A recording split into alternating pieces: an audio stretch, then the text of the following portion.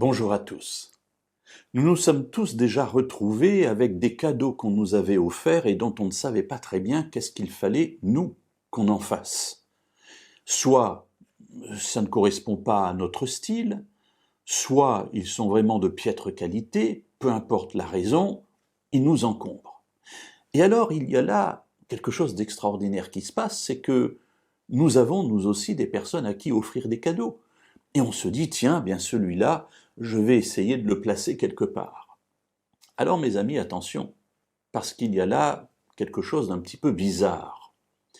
Soit ce que nous avons reçu a une réelle qualité, mais cela ne correspond pas à nos goûts ou à nos besoins.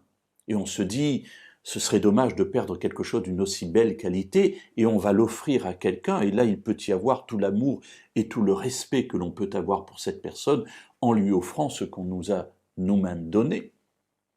Mais la plupart du temps, eh bien, j'allais dire, on se débarrasse de cela, parce qu'on n'aime pas jeter, mais en fin de compte, cela peut en dire long sur les rapports que nous entretenons avec la personne à qui nous donnons ce cadeau de deuxième main. La Bible parle de ce sujet. Alors, lisons-le dans le deuxième livre de Samuel, au chapitre 24 et au verset 24.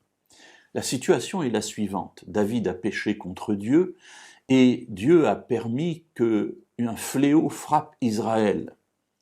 Et David intercède auprès de Dieu en disant « c'est moi qui ai péché, pas le peuple, donc qu'est-ce que je peux faire pour que le peuple ne périsse pas ?»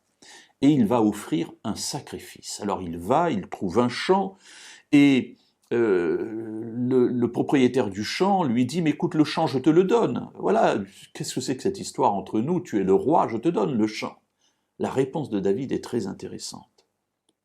Le roi dit à Aravna « non, je te l'achèterai en bonne et due forme, et pour un prix.